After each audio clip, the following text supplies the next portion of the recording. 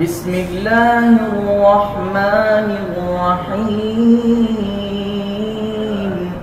الحمدللہ وکفا وسلام علی عبادہ الذین اصطفى اما بعد فاعوذ باللہ من الشیطان الرجیم بسم اللہ الرحمن الرحیم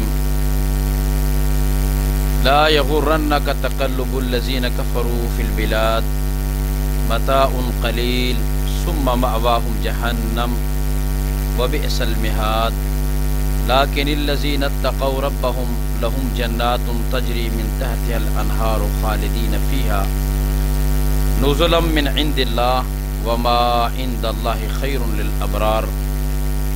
سامعین محترم، اسلام ایک مکمل دین ہے، اس میں کسی قسم کی کوئی کمی نہیں ہے۔ جس طرح قرآن مجید تمام پہلی کتابوں کے لیے مصدق اور مہیمن ہے، اسی طرح ہمارا دین بھی تمام پچھلے دینوں کے لیے مصدق ہے اور مہیمن ہے اور جامع ہے۔ اسلام ایک مکمل تہذیب ہے، زندگی گزارنے کے تمام طریقے اس کے اندر پوری تفصیلات کے ساتھ بیان ہیں۔ تمام انبیاء کرام نے اپنے اپنے دور کے اندر اپنی امتوں کو جو وعظ فرمائے، ان تمام کی جامع تہذیب محمد رسول اللہ صلی اللہ علیہ وسلم کی تہذیب ہے۔ جس طرح ایک روایت میں آپ نے بیان بھی فرمایا، اِنَّا مِمَّا أَدْرَكَ النَّاسُ مِنْ كَلَامِ نَبُوَّةِ الْأُولَى اِذَا لَمْ تَسْتَحْيِ فَاصْنَعْ مَا شِئْتَ۔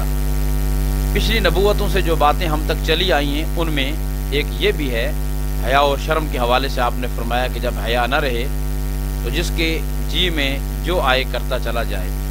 تو پچھلے انبیاء نے بھی حیا اور شرم کا واض فرمایا اور نبی علیہ السلام نے بھی اس کو واضح فرمایا۔ اسلام کے اندر تمام انبیاء کرام کا نمائندہ دین اور نمائندہ تہذیب ہے۔ انبیاء کرام کا اپنا ایک لائف سٹائل ہے، زندگی گزارنے کا ایک انداز ہے۔ مثلا کپڑے سارے پہنتے ہیں، لیکن انبیاء کپڑے پہننے کے حوالے سے چند ایک پابندیاں عوام کے سامنے، اپنی امتوں کے سامنے رکھتے ہیں، تاکہ کپڑے پہننے کا مقصد فوت نہ ہو، جسم کے نشیب و فراز ڈھانپے جائیں، کپڑا اتنا ٹائٹ نہ ہو، کپڑا اتنا جو ہے پتلا نہ ہو، ساتر ہو، کھلا ہو۔ اسی طرح تمام دنیا کے لوگ جس مذہب سے بھی تعلق رکھتے ہیں، ان کے ہاں مرد و عورت کا تعلق ہے، وہ شادی کے انداز میں ہے یا جس انداز میں بھی ہے۔ انبیاء کے ہاں بھی قرآن کہتا ہے وَلَهُمْ أَزْوَاجٌ وَذُرِّيَّةٌ، انبیاء کی بھی اولادیں تھیں، بیویاں تھیں، اور اصول اور ضابطے کے مطابق۔ جس طرح ہماری شریعت کے اندر بھی شادی کرنے کی اجازت ہے، لیکن اس کی شرائط ہیں۔ اس ادارے کو انتہائی مستحکم، مضبوط اور باوقار ادارہ بنا دیا ہے کہ ولی کی اجازت ہو، کم از کم 2 گواہ ہوں، ولیمہ کیا جائے، تاکہ معاشرے کو پتہ چلے کہ آئندہ جو عورت اس مرد کے ساتھ، جو لڑکی اس لڑکے کے ساتھ چلے پھرے گی، وہ اس کی بیوی ہے، اس کو والدین کی اجازت کے ساتھ، اللہ کی اجازت کے ساتھ اور معاشرے کی اجازت کے ساتھ اپنایا گیا ہے، یہ کوئی خفیہ سلسلہ نہیں ہے۔ تو انبیاء بھی شادیاں کرتے رہے، ان کی بھی اولادیں ہوتی رہیں۔ اسی طرح تمام انبیاء بھی ظاہر کھانا کھاتے، یاکلون الطعام، قرآن میں آتا ہے کہ انبیاء کھانا کھاتے ہیں۔ تو کیا کھاتے ہیں، کن کن چیزوں سے اجتناب کرتے ہیں؟ کلوا من الطیبات وعملوا صالحا، طیب پاکیزہ اور حلال چیزیں کھاؤ اور نیک اعمال کرو۔ دنیا میں اور لوگ بھی ہیں جو کھانا کھاتے ہیں، جو بھی حشرات الارض ہے، گندی چیزیں ہیں، کھا جاتے ہیں۔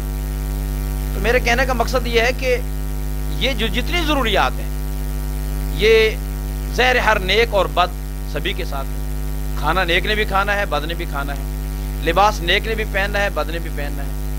اسی طرح شادی کے معاملے ہیں، نیک بھی کرے گا، بد بھی کرے گا۔ اور मसलन मशरूबात पीने की चीज़ें हैं, ज़हर है अम्बिया भी पीते रहे, खाते रहे, और बाकी सारी दुनिया भी खाती पीती है, लेकिन अम्बिया के उसलूब के अंदर शराब मसलन मना है। तो ज़िंदगी हमने किस तरह गुजारनी है? लोग बाएं हाथ से खाते हैं, तख्लीक के एतबार से दोनों हाथ अल्लाह ही के हैं, दायां भी और बायां भी, लेकिन अम्बिया की तहजीब के अंदर दाएं हाथ को, दाएं पन को, इसलिए आप सब जानते हैं कान युजिबु तयम्मुन फी तनावुल व तरज्जुल व तहूर व फी शान कुल्ली, कि नबी रहमत सल्लल्लाहु अलैहि वसल्लम को दायापन पसंद था, खाने में भी, पीने में भी, पहनने में भी, कंघी में भी, बल्कि तमाम उमूर के अंदर। तो मेरे कहने का मकसद तमहीदन ये है कि ये तमाम उमूर हैं, इनमें अंबिया का अपना एक तरीक़ेकार है। लिबास कैसे पहनना है, क्या चीज़ें पीनी हैं, क्या चीज़ें खानी हैं, क्या हर चीज़ खा जानी है, हशरातुल अर्ज़, चूहे, मेंढक, गंदी चीज़ें, खबीस, या पहनने पे किस अंदाज में पहनना है। तो ये सारी चीज़ें जो हैं ये अंबिया ने बता दी हैं, और मुआशरे के अंदर अंबिया के बताए हुए तरीके और तहजीब के मुताबिक ही खैर आ सकती है और शर मफकूद हो सकता है। आज हम नहायत इख्तिसार के साथ तहजीब के खद्दोखाल को वादे करते हुए 4 उमूर का तज़किरा करना चाहते हैं। जिस तरह अंबिया की नुमाइंदा तहजीब इस्लाम है, यानी आदम अलैहिस्सलाम से लेके अहमद मोहम्मद रसूलुल्लाह सल्लल्लाहु अलैहि वसल्लम तक अंबिया ने जिस तर्ज़ मुआशरत की नुमाइंदगी की, उसको सबसे ज़्यादा कुरान ने, हदीस ने, नबी अलैहिस्सलाम ने, इस्लामी मुआशरत ने वादे किया है। इसी तरह फी ज़माना बहुत सारी काफरों की तहजीबें, बहुत सारे काफरों की तहजीबें ख़त्म हो गई। मशहूर है मसलन हिंदू मत की तहजीब मौजूद है बड़ी हमारे इस खित्ते में, और उसके असरात किसी न किसी तरह हमारी शादी ब्याह में, गमियों खुशियों में आज भी देखने में मिलते हैं। बहुत सारी बिदआत, जलालात, गुमराहियाँ, और शादी ब्याह में बहुत सारी रसूमात ऐसी हैं वो हिंदू मत से मुतासिर हैं अभी। इसी तरह ईरान की फ़ारसी तहजीब हज़ारों सालों की कदामत लिए हुए है। इसी तरह यूनानी तहजीब और मिस्री तहजीब और भी तहजीबें इस दुनिया के अंदर हैं। लेकिन इन तमाम काफरों की तहजीबों की जो नुमाइंदा तहजीब है, आप उसको यूरोपी तहजीब कह सकते हैं।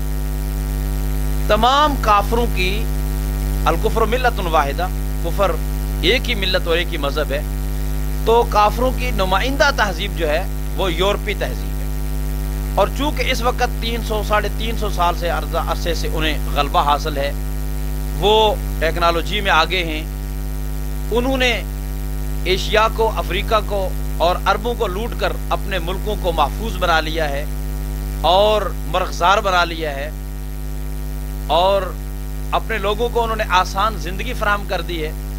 इसलिए अब हर बंदा ये समझता है कि जब तक हम यूरोपी तहजीब में रंगे ना जाएं, वो ये समझते हैं कि तरक्की के लिए शराब पीना जरूरी है। हर बंदा ये समझता है। जो भी बंदा दीन से थोड़ा सा दूर है या दीन का उसे वाजिबी सा इल्म है, वो ये समझता है कि शायद हीट पहना और नंगे रहना और बेलिबास होना, शराब पीना, आवारा होना, ये तरक्की के लिए ज़रूरी है। अगर मरीख पे या आसमान पे कमन डालनी है तो इसके लिए इन तमाम चीज़ों का जो है वो होना लाजमी है। हालांकि ऐसा नहीं है, हालांकि ऐसा नहीं है। मैं आगे बढ़ने से पहले ये अर्ज करूं कि यूरोपीय तहजीब पे सिर्फ आप मुझे एक मौलवी समझते हुए ये ना कहें कि रद्द किया है। इसके सबसे बड़े नाक़िद अल्लामा इकबाल रहमहुल्लाह ताला भी, उनके कितने ही सारे अशार हैं, ढूंढे जाएं उनके कलाम में। अपनी मिल्लत पे तहजीब, अपनी मिल्लत पर क़ियास अक़वाम मग़रब को न कर, ख़ास है तरकीब में कौम रसूल हाशमी। इसी तरह यूरोपीय तहजीब को उन्होंने ये कहा कि शाख नाजुक पे जो आशियाना होगा नापायदार होगा। अपनी खंजर से ये तहजीब आप खुदकुशी करेगी, यानी खुद ही हलाक होगी।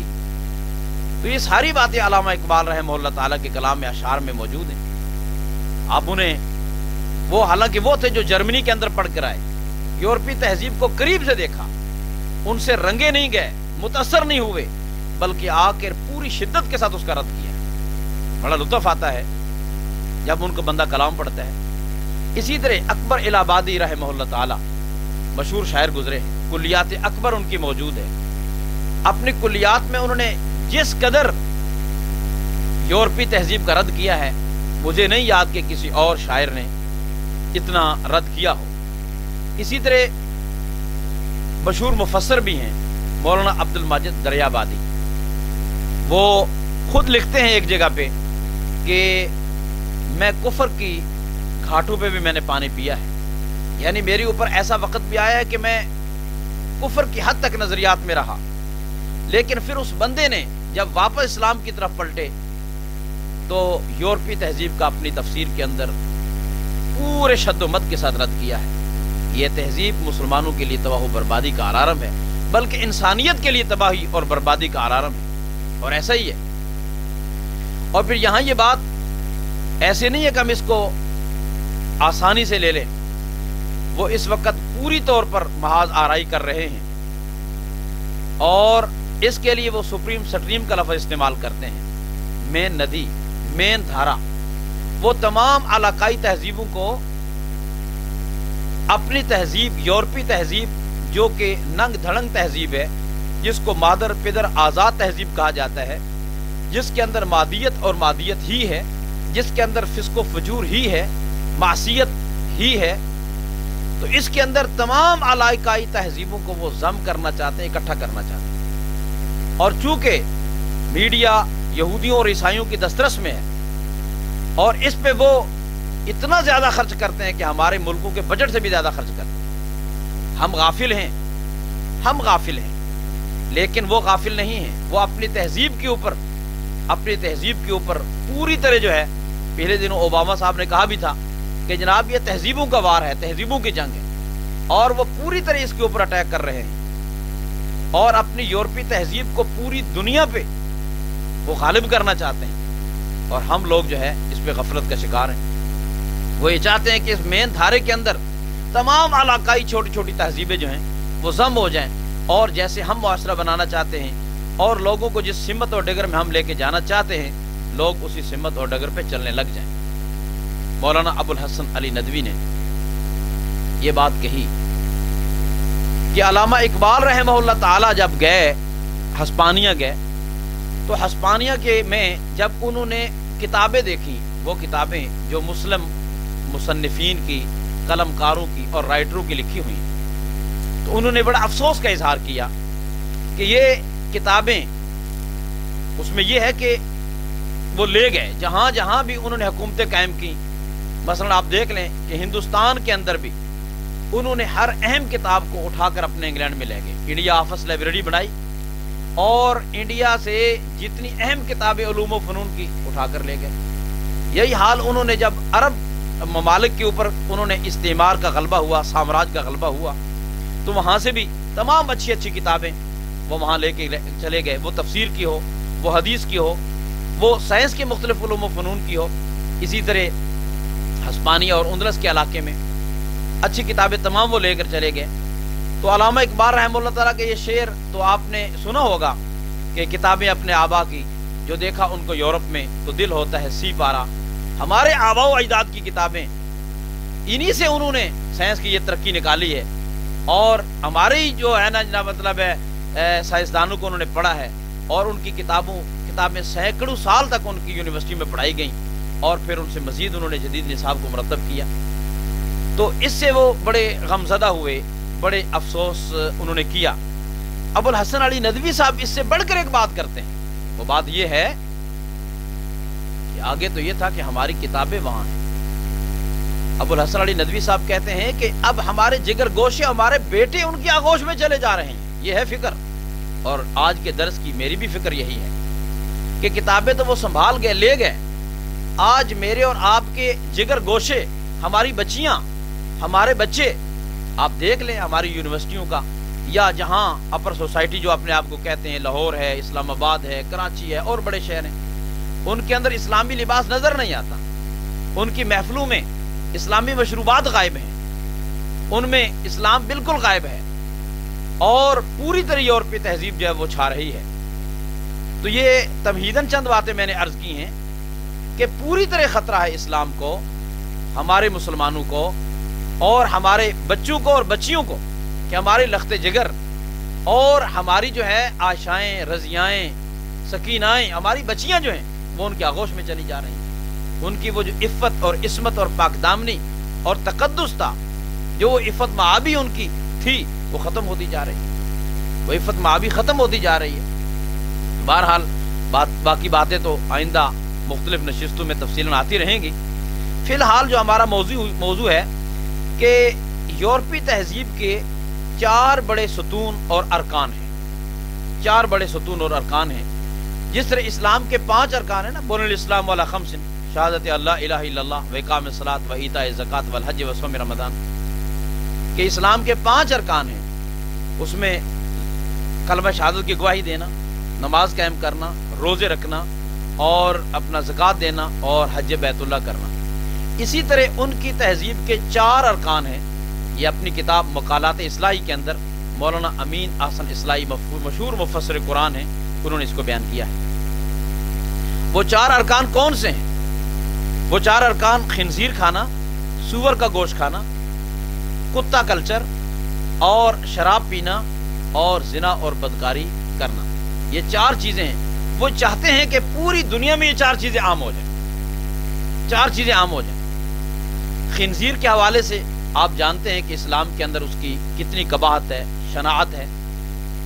اور لحم خنزیر خود قرآن مجید کے اندر، حالانکہ باقی تمام حلت حرمت کے قاعدے ہیں، اصول اور ضوابط ہیں، لیکن جن چند حرام چیزوں کا تذکرہ کیا ہے ان میں چوتھی چیز لحم خنزیر ہے۔ باقاعدہ لفظ بول کر بالنص، جس کو ہم علمی اصطلاح میں کہتے ہیں، اللہ تعالیٰ نے خنزیر کے گوشت کو حرام قرار دیا ہے۔ اور بلکہ تمام یہ 4 چیزیں یاد رکھیے، یہ 4 چیزیں تمام انبیاء کرام کے دین اور مذہب اور ملت میں حرام ہی رہی۔ کوئی بھی نبی ایسا نہیں ہے جس کے دین کے اندر خنزیر کا گوشت حلال ہوا ہو، جس کے دین کے اندر کتا حلال ہو یا کتے سے پیار کرنا ٹھیک ہو، جس کے دین کے اندر شراب نوشی کی اجازت ہو، جس کے دین کے اندر زنا اور بدکاری اور مرد و زن کے بے محبت تعلق کی اجازت ہو۔ کسی نبی کی شریعت میں ایسی اجازت نہیں۔ افسوس یہ ہے کہ یورپی اپنے آپ کو عیسائی کہتے ہیں، عیسائی کہتے ہیں، لیکن عیسیٰ علیہ السلام کی شریعت، وہ تو صحیح نبی تھے، آسمانی نبوت اور تہذیب کے علمبردار تھے۔ یہ 4 چیزیں انبیاء کی تہذیب کے اندر نہیں، یقیناً نہیں ہیں۔ یہ کیسے ہو سکتا ہے کہ کوئی نبی ان میں سے کسی ایک چیز کی دعوت دے؟ انبیاء جو ہیں وہ حیا اور شرم اور پردے کی بات کرنے کے لیے آئے ہیں۔ اس میں اصل فرق یہ ہے کہ یورپ کا مذہباً تو عیسائی ہیں، لیکن ان کی تہذیب اور تمدن ساری ارسطو والی ہے، یونان والی ہے اور گندی تہذیب ہے۔ مذہباً وہ عیسائی ہیں اور عیسائیت کو بھی بس صرف لفظوں کے اندر ہی بیان کرتے ہیں، وگرنہ مذہب کے ساتھ جو تعلق ہے وہ سب جانتے ہی ہیں۔ تو یہ چیز ہے کہ بظاہر وہ اپنے آپ کو عیسائی کہتے ہیں، لیکن یہ 4 چیزیں جو انبیاء کے مذہب اور زندگی کے اندر نہیں ہیں اور خلاف ہیں، یہ ان کے اندر بدرجہ آتم پائی جاتی ہیں۔ تو کسی نبی نے بھی خنزیر کے کھانے کی اجازت نہ دی۔ لحم خنزیر یہ نجس العین ہے، گندا جانور ہے، اور جو کتابیں حیوانات کے اوپر لکھی ہیں، خود عبد الماجد دریابادی صاحب کی کتاب ہے چھوٹی سی، وہ بھی حیوانات کے اوپر ہے۔ اسی طرح علامہ دمیری ہیں مشہور، حیات الحیوانات، ترجمہ بھی اس کا اردو میں موجود ہے اور اصل وہ عربی میں موجود ہے۔ تمام لوگ لکھتے ہیں کہ جتنے بھی جانور ہیں ان میں بھی حیا اور شرم کا قاعدہ ہے، حتیٰ کہ حدیث کے اندر آتا ہے کہ بندروں نے اپنے ایک ایسے جوڑے کو پتھر مار مار کے رجم کر دیا۔ یہ حدیث کے اندر ایک واقعہ آتا ہے، پتھر مار مار کے رجم کر دیا، جنہوں نے ان کے جو اصول اور ضابطے تھے ان کے خلاف تعلق قائم کیا۔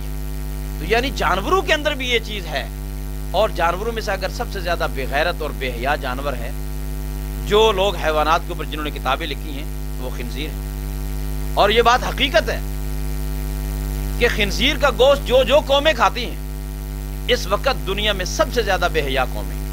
اس حوالے سے بالخصوص 2 قوموں کا حوالہ دیا جا سکتا ہے۔ ہندوستان کے اندر ہندوؤں کے ایک قسم ہے ڈھیر، ان کا کتابوں میں نام ڈھیر پڑا ہے، وہ بھی انتہائی بغیرت، انتہائی حیا باختہ قسم کے لوگ۔ ویسے ہندو مذہب ویسے ہی سارا گندا ہے، اس کے اندر ناچنا، گانا और नंग धड़ंग और महादियों के लंग को पूजना और इस किस्म की औरतों की शर्मगाह को पूजना, इसी तरह अपना मर्द की शर्मगाह को पूजना, ये उनकी इबादत के अंदर शामिल गंदा तरीन मजहब है। लेकिन वो कौम जो हिंदू मत में से ढेर कौम है, वो बहुत ज्यादा हया बाख्ता कौमों के अंदर, किताबों के अंदर ये बात लिखी है। इसी तरह यूरोप में ये सूअर खाया जाता है और उसके बकायदा फार्म है, गोश्त उसका जो है ना वो फार्मों में तैयार किया जाता है, उसके फार्म बनाए गए हैं और तमाम किस्म की माकूलात के अंदर उसके पिज़्ज़ा चलता है, उसका शवारमे चलते हैं, उसका सूप पिया जाता है और बहुत सारी चीजें हैं, तो पूरी तरह खाया जाता है। तो जो कौम भी खाती है वो आप देख लें दुनिया पे सबसे ज्यादा बेगैरत, बेहया और बेशर्म और हया और शर्म के कायदों से बहुत दूर है। और अगर कोई यहूदी भी खाते हैं उनका मामला भी ऐसी है। क्यों कि खुराक का असर होता है। आप देख लें कुरान मजीद के अल्फाज हैं कि तय्यबात खाओ और वह अमलू सालेह, तय्यब और हलाल चीजें खाएंगे तो अमल साले जो है ना उसकी अल्लाह ताला तौफीक देंगे, और अगर हम हलाल और तय्यब नहीं खाएंगे तो फिर अमल साले नहीं कर सकते। बल्कि हराम खुराक का जो असर है वो कई नस्लों तक चलता है। इसलिए अंबिया ने कुलू मिनत तय्यबात व अमलू सालेह, अंबिया को भी और मुसलमानों को भी हलाल और तय्यब खाने का हुक्म है और तमाम अंबिया की शरीयत में इस पर जोर दिया गया ताकि लोग हलाल और तय्यब खाएं, पाकीज़ा खाना खाएं और उनके अंदर जो जज्बात हों, जो असर आए वो भी अमल साले उसे निकले और नेक आमाल करें। अगर गंदा खाएंगे तो अमल साले नहीं कर सकेंगे, अमल साले से बहुत दूर होंगे। अल्लामा इब्न क़य्यिम रहमहुल्लाह ताला ने अपनी किताब अद्दावत दुआ के अंदर इस किस्म की बातें की हैं और भी आइम्मा ने बातें की हैं कि हलाल खाने के क्या असरात हैं और हराम खाने के क्या असरात हैं। हुक्म हलाल के साथ आदमी जो है उसकी नस्ल पे असरात पड़ जाते हैं। तो बहरहाल वो चाहते हैं कि पूरी इंसानियत और पूरे लोग जो है वो खिंजीर खाएं और इस सिलसिले में वो परवाह नहीं करते। जो लोग यूरोप जाते हैं उनके लिए हलाल मीट और हलाल गोश्त के लिए बहुत ज्यादा जो है परेशानी है। बात जगह ऐसी है जहां वो बेचारे बिस्कुट खा के गुजारा करते हैं और अगर अंडा भी फ्राई करवाते हैं तो उसके अंदर भी किसी न किसी तरह जो है ना वो खिंजीर की चर्बी आ जाती है। ये कम अज कम वो जो कफगीर है या वो जो मतलब है अपना कोई ना कोई बर्तन है वो खिंजीर के गोश्त से मुतासर है। और इसी तरह जिस तरह मज़ामीन छपते रहते हैं कि वो मुस्लिम उम्मा के अंदर भी वो चाहते हैं मुख्तलिफ अंदाज में खिंजीर के गोश्त के असरात चले जाएं, मुख्तलिफ अंदाज में, जो फास्ट फूड के अंदाज में और इसी तरह मतलब दीगर जो खुराकें जो तैयार करते हैं ताकि मुस्लिम उम्मा के अंदर बेगैरती का ग्राफ बढ़ जाए, मुस्लिम उम्मा के अंदर जो इफ़्फ़त माबी है, जो पर्दा है, जो हया और शर्म है, जो अंबिया की तहजीब का खासा है वो ख़त्म होकर रह जाए। इसलिए मैं अपने तमाम सुनने वालों से अर्ज करता हूँ कि इस सिलसिले में पूरी तरह खबरदार होने की ज़रूरत है। बल्कि यहाँ भी ये खानेवाल की जो बात 2-3 हफ्ते पहले अखबारों पे आई, इतने जालिम है वो लोग कि उन्होंने खानेवाल के जंगलों से कई साल, 1.5 साल से उनका मामूल था कि वहां से वो खिंजीर पकड़ते, उसको जलाते और उसका गोश्त जो है वो कसाबों के यहाँ बेच देते। बल्कि कई मन उनसे गोश्त पकड़ा गया और कई साल से वो धंधा कर रहे हैं। इस अंदाज में वो लोग जो है मुस्लिम उम्मा को गोश्त खिलाएंगे और कसाई जो उनके साथ तावन करेंगे सिर्फ पैसे कमाने के लिए, तो जाहिर है उसके असरात हम देखते हैं कि मुसलमानों के अंदर भी अब शर्म और हया के मामले वो नहीं रहे, शर्म और हया के वो मामले नहीं रहे जो आज से 20-25 साल पहले थे। हर जगह पे शर्म और हया के मामले हिल के रह गए हैं। और गली मोहल्ले में आप देखें, किसी आप बाजार में चले जाएं, किसी मार्केट में चले जाएं, ये जो शॉपिंग सेंटर हैं, लिबर्टी मार्केटें हैं, ये जो प्लाजे हैं, आप जाकर देख लें क्या वो मुस्लिम उम्मा की बच्चियां हैं, क्या उनके लिबास मुस्लिम उम्मा की बच्चियों वाले लिबास हैं। इस्लाम और सूरत अन्नूर और सूरत अहज़ाब के तकाज़ों के मुताबिक उनके लिबास हैं। ये वो बच्चियां हैं जिनकी दादियां और नानियां, जिनके चेहरों को कभी सूर्य ने नहीं देखा था, वो हैं जिनकी दादियां और नानियां रात के आखिरी पहर में मुसल्ले पे आ जाया करती थी। ये वो हैं कि जिनकी दादियों और नानियों के पूरे मोहल्ले में पर्दे और हया और शर्म की बातें थी। लोग कहते थे कि फलां बीबी जो है वो शादी होके आई, यहाँ वो नानी और दादी बन गई, तो आज तक मोहल्ले में किसी ने उसका चेहरा नहीं देखा। आज उन्हीं दादियों और नानियों की बच्चियां हैं कि उनका लिबास देखते हुए खुद इंसान को शर्म आने लगता है। मेरी आपकी बच्चियां देवबंदियों, अल हदीसों और बरेलवियों की बच्चियां हमारी ही बच्चियां हैं। वो कोई हिंदुस्तान से नहीं आई, वो कहीं गैर मुस्लिम मुल्क से नहीं आ गई। मेरी और आपकी बच्चियां हैं, मुस्लिम उम्मा की बच्चियां हैं, वो दुख्तराने इस्लाम हैं। बहरहाल मामला किस हद तक खराब हो गया है। अगली बात करते हैं कुत्ते का सिलसिला। आप देख लें, यूरोपीय तहजीब में कुत्ता जो है उनके बेडरूमों में, कुत्ता उनकी गाड़ियों में, कुत्ता उनकी बगल में, सैर करते हैं तो कुत्ता उनके साथ है। यानी कौन सी वो जगह है जहां कुत्ता नहीं है उनके साथ? कुत्ता उनमें महबूब है, कुत्ते के मुंह में मुंह डालेंगे और कुत्ते के साथ उनके मामलात हैं। इन्ना लिल्लाहि व इन्ना इलैहि राजिऊन। अब चंद बातें मैं आपको इस्लाम के तराजुन में करता हूं कि इस्लाम ने हमारी तहजीब से, हमारी नशिस्त व बर्खास्त से कुत्ते को कितना हटा दिया, कितना दूर कर दिया। मसलन आप अलैहिस्सलाम ने फरमाया कि कुत्ता अगर किसी जानवर किसी बर्तन में मुंह डाल जाए तो उसे जो है 7 दफा, और एक रवायत में कि 8 दफा धोया जाए। ऊलाहुन्ना उखराहुन्ना बित्तुराब, बल्कि पहली या एक दफा बहरहाल कम अज कम उसे मट्टी से मांजा जाए, पाक मट्टी के साथ उसे मांजा जाए ताकि उसके जरासीम जो है वो साफ हो जाए। अब बताइए कि कुत्ता अगर हमारे बेडरूम में होगा, हमारे किचनों में होगा, हमारे दाएं बाएं होगा, तो फिर ये कैसे मुमकिन है? कुत्ता जो है वो मुंह मारेगा, लग जाएगा और उसके जो जरासीम है वो खाने में आ जाएंगे।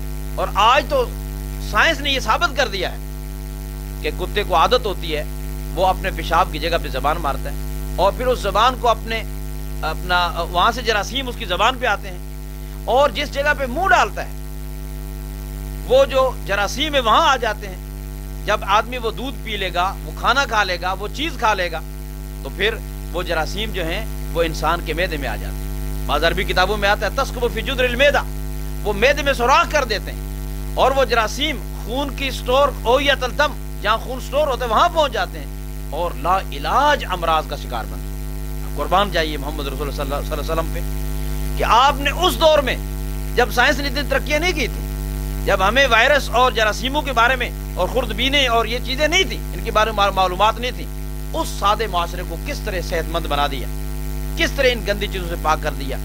वहां कोई मतलब है लोशन नहीं थे, कोई अपना क्या हो सकता साफ करने की चीजें नहीं थी, साबुन नहीं थे, फरमाया पाक मट्टी। और आज भी ये बात वाजे है कि जितनी जरासीम कुछ मट्टी है, कोई जो है इसमें कोई सोडा, कोई सरफ और कोई साबन इस कदर अपने अंदर सलाहियत नहीं रखता। बस जाओ बाहर से कहीं से पाक मट्टी का ढेला उठाओ, उसे मांजो और वो साफ हो जाएगा। और जो चीज उसके अंदर उसे फल यूरिक को डाल दो, इस्तेमाल ना करो, उस चीज का नुकसान बर्दाश्त कर लो, चे जाए कि उससे जो है किसी इंसान की मौत वाक़ हो जाए, वो लोग खा लेंगे तो उनको सारे बीमार पड़ जाएंगे और मूजी अमराज का शिकार हो जाएंगे। आज उकदा खुला है। तो बताइए, साइंस भी जब तक कहती है, हम ये कहते हैं कि अगर कुरान और हदीस और हमारे नबी की बातें नहीं मानते तो कम अज कम हिफ्ज़ान सेहत के उसूलों को तो मानो और साइंस के उसूलों को तो मानो, साइंस के उसूलों को मानो। तो जब इस हद तक कुत्ता जो है वो बुरी चीज है, तो कैसे एक आदमी जो उसे चूमेगा, चाटेगा, उसकी राल उसके कपड़ों पे आएगी, कैसे उसको अपने बगल में लेके चले फिरेगा। इसी तरह ये रवायत आपने सुनी होगी उलमा से और सही रवायत है, मुस्लिम और दीगर हदीस की तमाम रवायतों के अंदर, सियासत के अंदर मौजूद है। फरमाया जो आदमी बगैर 3 मकसद के, एक है ना खेती की हिफाजत के लिए, जानवरों की हिफाजत के लिए, या अगर कोई ऐसा सहराई इलाके में रहते हैं, बाहर देहातों में रहते हैं, जिनकी गालिब जो है रोजी और सिलसिला जो है उनका वो शिकार के ऊपर है, गालिब कहीं कहीं कभी कभी शिकार शौक का मामला नहीं, बल्कि उनकी रोजी का ज्यादा जो है ना इन्हिसार शिकार पर है, वो रख लें। इसके अलावा अगर कुछ कुत्ता रखता है, जैसे हमारे यहाँ तहजीब के तौर पर, कल्चर के तौर पर, और बस ऐसे शौकिया अंदाज में, तो आप अलैहिस्सलाम ने फरमाया, एक रवायत में आता है कि हर रोज 1 क़िरात नेकियां उसके नामा अमाल से खत्म होती हैं, कम होती हैं। और एक रवायत में 2 हैं। बाज़ उलमा ने कहा कि 1 क़िरात दिन की नेकियों से और 1 क़िरात 2 की नेकियों से। कुछ उलमा ने यूं तदबीक दी है कि पहले आप पर वही हुई थी 1 क़िरात की, फिर आप पर 2 क़िरात की वही हुई। रवायतें दोनों सही हैं। और क़िरात कितना है, वो जनाजे वाली रवायत के अंदर, वो जो जनाजा पड़ता है और इसी तरह जो कब्र के दफनाने तक रहता है, एक क़िरात, और जो दफनाने तक रहता है उसे 2 क़िरात। अल्लाह के नबी सल्लल्लाहु अलैहि वसल्लम क़िरात कितना है, फरमाया मिस्लु जबलैन लाज़िमैन, 2 बड़े पहाड़ों की तरह। और एक रवायत में आता है ओहद पहाड़ की तरह। अब मैं पूछता हूं कि भाइयों, कौन है जो शरीयत की मुखालफत करके कुत्ता अपनी बगल में लेगा और रोजाना 2 क़िरात नेकियों के कम करेगा। कौन है एक शख्स जो इतनी नेकियां करे और उसे परवाह ही ना हो, चलो 2 क़िरात अगर कम हो गए तो खैर है, मैं कुत्ता रख लूं। अब इस तनाजर में कोई मुसलमान कुत्ता रखेगा? कौन है जो रोजाना 1 क़िरात या 2 क़िरात और पहाड़ों जितने, बड़े पहाड़ों जितने अपनी नेकियां खत्म कर दे? इन अहादीस से पता चलता है कि कुत्ते को इस्लाम के तहजीब से, तमद्दन से, कल्चर से निकाल दिया गया। वैसे भी कुत्ता दरिंदा है और उसके अंदर दरिंदगी जो है वो आ जाती। और आपने फरमाया कि जो काला कुत्ता है वो तो बिल्कुल शैतान है, उसके अंदर ज्यादा हौलनाकी है, डरावनापन है और उसके अंदर ऐसी कैफियत है कि वो जल्द ही किसी न किसी बच्चे को फाड़ देगा। इसी तरह आप ये अंदाजा लगाएं कि नबी रहमत सल्लल्लाहु अलैहि वसल्लम ने मदीने के अंदर अगर किसी चीज को बतौर मुहिम के खत्म किया है तो वो कुत्ता है। आप इसको डॉग किलिंग की मुहिम कह सकते हैं। आपने बकायदा हुक्म जारी फरमा दिया कि तमाम कुत्ते मार दिए जाएं। सहाबा किराम रिजवानुल्लाह अलैहिम अजमईन फरमाते हैं कि हम निकल गए, हमने कई दिन तक कुत्ते मारे, हत्ता कि कोई एक खातून वो बाहर देहात से, अवाली से, वो मदीने में कुछ सौदा सलफ लेने के लिए आती, उसके पीछे पीछे कुत्ता आ जाता, जिससे डेरे में लोग कुत्ता रखते हैं और अगर शहर में आए तो कुत्ता उनके पीछे पीछे आ जाता है, हम उसको भी मार देते। बिलाखिर फिर आपने मना फरमा दिया कि आप रहने दो, अल्लाह की एक मखलूक है, बहरहाल निशानी के तौर पर पड़ी रहे। बतौर यानी मुहिम के आपने कुत्ते मरवाए, किसी और चीज को नहीं मरवाया। यहीं से समझ आती है कि अगर कोई चीज और भी नुकसान दे, जैसे चूहे हैं, डेंगू मच्छर है, कोई और चीज है, उसकी भी हुकूमत जो है मारने की मुहिम शुरू कर सकती है। तो बहरहाल नबी रहमत सल्लल्लाहु अलैहि वसल्लम ने बाकायदा अपने हुक्म के साथ और अपने दौर के अंदर कुत्ते को मरवाया है, कुत्ते को मरवाया है। अब किस तरह एक मुसलमान जो है वो कुत्ते को अपने बगल में लेके फिरेगा? वो मशहूर रवायत भी आपके सामने है कि जिब्रील अमीन ने वादा किया कि मैं आऊंगा, नहीं आए। आप अलैहिस्सलाम परेशान हो गए, वो दिन गुजर गया, 1-2 दिन और गुजर गए। आप अलैहिस्सलाम परेशान है कि जिब्रील अमीन वादा करके कभी वादा खिलाफी नहीं की, क्या वजह है कि आ नहीं रहे, क्या वजह है कि आ नहीं रहे? तो पता चला, आपने कहा घर की सफाई की जाए। घर की सफाई की तो हजरत हसन या हुसैन रजी अल्लाह ताला अन्हुमा में से किसी एक ने कोई छोटा सा पिल्ला कुत्ते का लेके आ गया, छोटा सा पिल्ला कुत्ते का लेके आ गए और वो कुत्ते का जो पिल्ला है वो घर की चारपाई के नीचे मौजूद था। आपने उसे निकलवाया और उस जगह को साफ करवाया, छींटे मरवाए और उसके बाद आप अलैहिस्सलातु वस्सलाम ने जो है ना, जिब्रील अमीन फौरन आ गए। आपने पूछा कि जिब्रील आप जो है वो क्यों नहीं आए? तो मैं जिस घर के अंदर कुत्ता हो या तस्वीर हो, हम नहीं आया घर। मैं पूछता हूं मुसलमानों से कि क्या रहमत के फरिश्ते को रोक दोगे अपने घरों में कुत्ते रखकर? ऐसा नहीं होगा। यकीनन मुसलमान ये चाहेगा कि रहमत के फरिश्ते मेरे घर में आए, वो अल्लाह के फरिश्ते जो चक्कर लगाते हैं रहमत के, वो आए हमारे घरों के अंदर, वो हमारे लिए रहमत की दुआएं करें। कुत्ता हम नहीं रखेंगे, कुत्ता हम नहीं रखेंगे।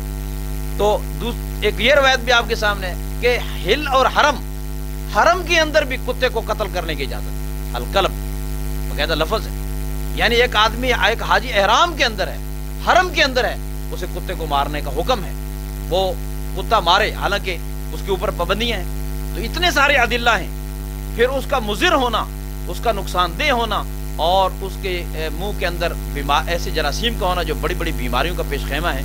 इस सूरत में कौन मुसलमान है जो कुत्ते को अपने बगल में लेके रखेगा और उसके ऊपर लाखों खर्च करेगा? और यहाँ भी काम बढ़ता चला जा रहा है। अफसोस तो ये है कि हमारे यहाँ भी बड़े बड़े कोती पैदा हो गए हैं, बाकायदा डॉग शोज होते हैं, उनके हुस्न के मुकाबले होते हैं और उनकी अफजाइश नस्ल के आगे बड़े सिलसिले हैं, लोग कारोबार बनाए हुए हैं। तो अल्लाह ताला महफूज फरमाए और मुस्लिम उम्मा को इस मुसीबत से और इस यानी बेहयाई से अल्लाह ताला महफूज फरमाए। तीसरी बात शराब है। आप जानते हैं कि इस्लाम ने शराब को खत्म कर दिया। मदीने की गली में शराब उड़ेल दी गई। जब इस्लाम आया शराब नसिया मनसिया हो गई, शराब को खत्म कर दिया गया। किसी नबी की तहजीब के अंदर शराब नहीं है। आप पिए, हजारों किस्म के जूसेस हैं वो पिए, दूध पिए, लस्सी पिए, लेकिन शराब हराम है।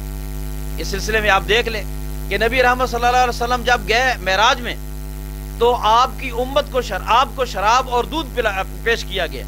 तो आप अलैहिस्सलाम ने दूध को पसंद किया।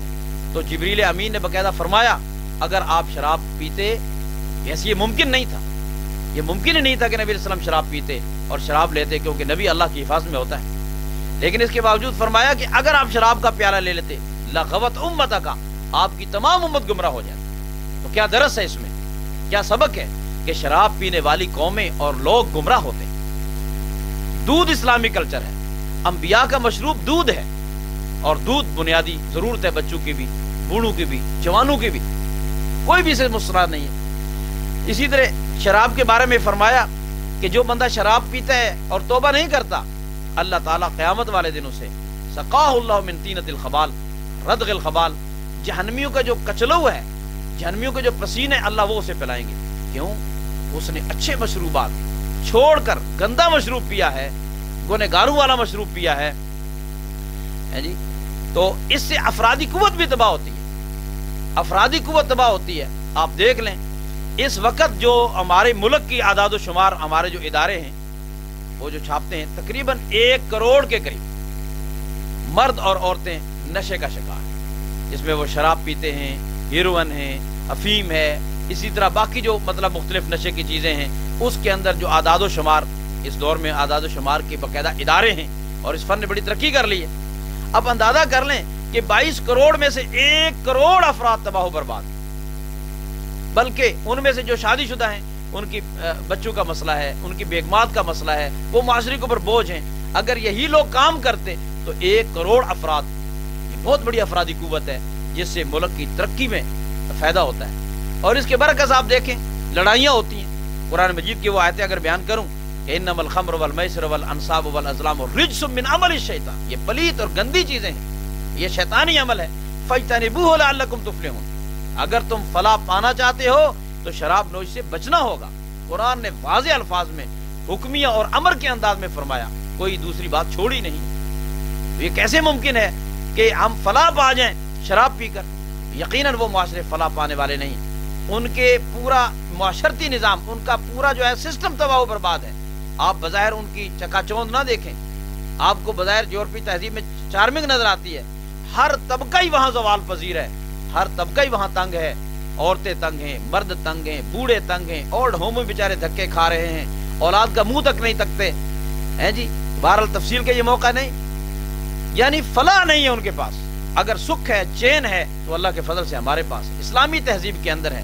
تو میں اتنی بات عرض کرتا ہوں کہ وہ چاہتے ہیں کہ پوری انسانیت اور دنیا کے اندر شراب نوشی عام ہو جائے، اور افسوس یہ ہے کہ ہمارے ہاں اب شراب نوشی چند لوگ بچے ہوئے ہیں۔ جتنی بھی اپر سوسائٹیاں ہیں، میں اگر قدرت اللہ شہاب کے شہاب نامے کا حوالہ دوں کہ انہوں نے جو صدر ہاؤس، گورنر ہاؤس اور وزیر اعظم ہاؤس کی جو اپنا میٹنگیں ہوتی ہیں، جو محفلیں ہوتی ہیں، جو دعوتیں ہوتی ہیں، جو نقشہ کھینچا انہوں نے اپنے دور میں سکندر مرزا کے حوالے سے اور باقی لوگوں کے حوالے سے، اور آپ پڑھیں سیاست کے فرعون اور چہرے مورے اور اس قسم کی دیگر کتابیں، آپ حیران ہو جائیں گے کہ ہماری اپر سوسائٹی بالکل یورپ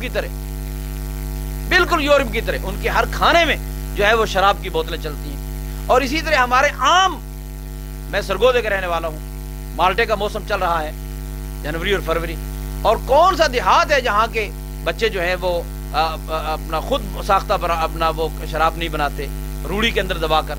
اسی طرح گنے کا سیزن ہوتا ہے، اس میں لوگ جو ہے شراب پلاتے ہیں، گنے کے اندر جس علاقے میں بھی گنا ہوتا ہے، تمام پنجاب کے اندر، یعنی چھوٹے طبقے کے لوگ بھی شراب پیتے ہیں، بڑے طبقے کے لوگ پیتے ہیں، اور یورپی تہذیب پوری طرح عام ہو رہی ہے، اور تباہی ہے اور بربادی ہے اور ہلاکتیں ہوتی ہیں۔ اور افسوس یہ ہے کہ ہمارے اخبار یہ لکھتے ہیں، انہیں لکھنا تو یہ چاہیے کہ شراب بننا نہیں چاہیے، اسلام کے اندر حرام ہے، کہتے ہیں جی شراب جو ہے نا وہ سٹینڈرڈ کی نہیں بنتی، زہریلی شراب بنتی ہے، زہریلی شراب کے اوپر پابندی لگنی چاہیے۔ توف ہے، افسوس ہے، لکھنا تو یہ چاہیے کہ شراب بننی ہی نہیں چاہیے مسلم امہ میں۔ اور یہاں جب اخباروں میں آتا ہے، افسوس ہوتا ہے کہ یقین مانے کہ فلاں جگہ بھی شراب پکڑی گئی، چھوٹے پیمانے نہیں، ہزاروں بوتلیں، اتنے 1000 بوتلیں پکڑی گئی۔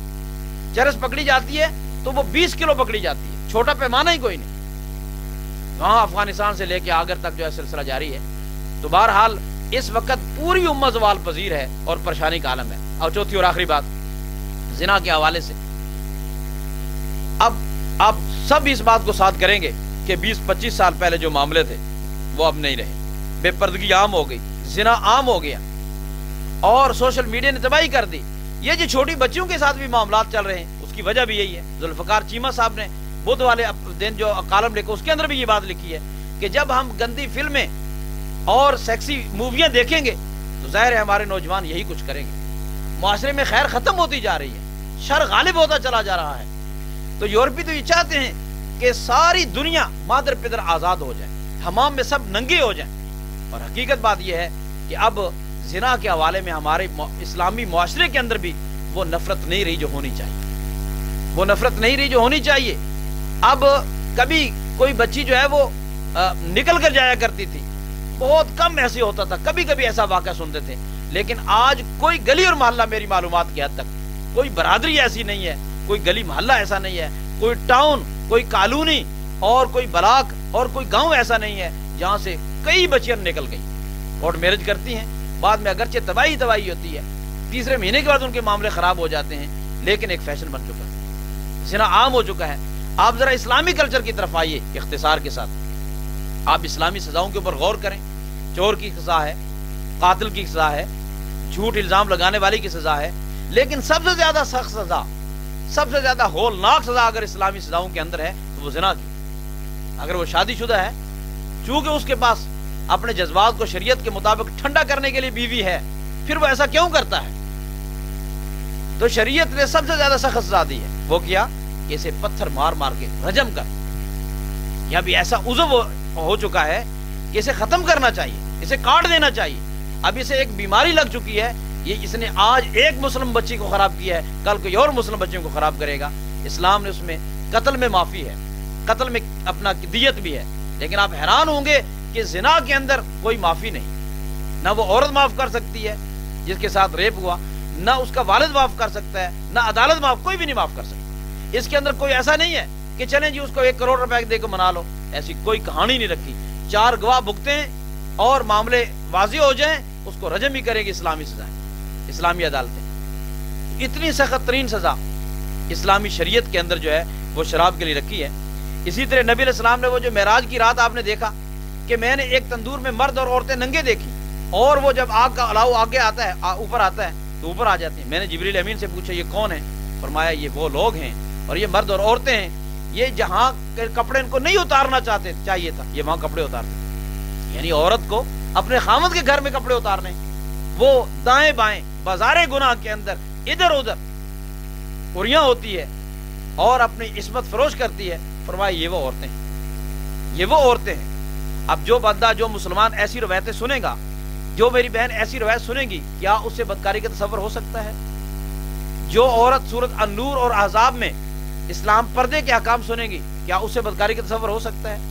جو عورت جو ہے وہ رجم کے بارے میں پڑھے گی حدیث کے اندر, اور اسی طرح اپنا کوڑو کے حوالے سے پڑھے گی, کیا اس سے یہ توقع ہو سکتی ہے کہ اس قسم کا گناہ کرے؟ اسلام حدیث میں آتا ہے کہ اللہ تعالیٰ بڑا خیرت مند ہے, اور اگر اس کا کوئی اور بندہ اور بندی بدکاری کرتے ہیں اللہ تعالیٰ کو بڑی خیرت آتی ہے, اللہ تعالیٰ کو بڑی خیرت آتی ہے. اسی طرح میں ایک اور روایت کر کے بیان کر کے اپنی بات کو ختم کرتا ہوں. نبی رحمت صلی اللہ علیہ وسلم نے فرمایا کہ جہنم میں جو عورتیں بدکار ہیں, جسم فروش قسم کی عورتیں ہیں, جن کا دھندا ہی یہی ہے, جو اس گناہ کو گناہ ہی نہیں سمجھتے, تو قیامت والے جب وہ جہنم میں جائیں گی تو ان کی شرمگاہوں سے ایسی رطوبت نکلے گی, ایسی نمی نکلے گی, رطوبت نکلے گی, جس سے پورے جہنمی بھی گھن محسوس کریں. آپ اندازہ کر لیں کہ ایسی رطوبت ایسی عورتوں کے شرمگاہوں سے نکلے گی, حالانکہ جہنم میں بدبو ہے, خرابی ہے, لیکن ان عورتوں کے جسم سے ایسی رطوبت نکلے گی کہ جہنمی بھی گھن محسوس کریں گے. تو ایسی عورتوں کو اللہ سے ڈر جانا چاہیے, توبہ کرنی چاہیے, توبہ کا موقع موجود ہے. تو آتے ہیں بات کو پھر دہرا لیتے ہیں کہ یورپی تہذیب ان 4 باتوں کو پوری دنیا میں عام کرنا چاہتے ہیں, اور افسوس یہ ہے کہ آخری 3 باتیں تو بہت حد تک مسلموں میں پائی جاتی ہیں. زنا بہت عام ہو چکا ہے, شراب بہت عام ہو چکی ہے, اور کتا کلچر جو ہے وہ آئے روز بڑھتا چلا جاتا ہے, آئے روز بڑھتا ہوا چلا جاتا ہے. البتہ خنزیر کا معاملہ کسی حد تک کم ہے, لوگ یورپ میں بھی احتیاط کرنے کے عادی ہیں. تو ان 4 چیزوں کو وہ پھیلانا چاہتے ہیں, اور یہ ان کے کلچر کے بنیادی ارکان ہیں. میں امام بخاری میڈیا سینٹر کے حوالے سے اپنے تمام سننے والوں کو، ساتھیوں کو، سامعین کو یہ عرض کرتا ہوں، خود بھی بچیں، اپنی اولاد کو بھی بچائیں، اور ان کے جو پیارے یورپ کے اندر رہتے ہیں ان کو ان سے پوری طرح خبردار کریں۔ اللہ تعالیٰ مجھے اور آپ کو اسلام جیسی پاکیزہ اور طیب اور انبیاء کی نمائندہ تہذیب کو اپنانے کی توفیق نصیب فرمائے، اور اس گندی حیا باختہ عریاں اور جہنمی تہذیب سے اللہ تعالیٰ مجھے، ہماری اولادوں کو محفوظ فرمائے۔ اقول قولی ھذا واستغفر اللہ لی ولکم ولسائر المسلمین۔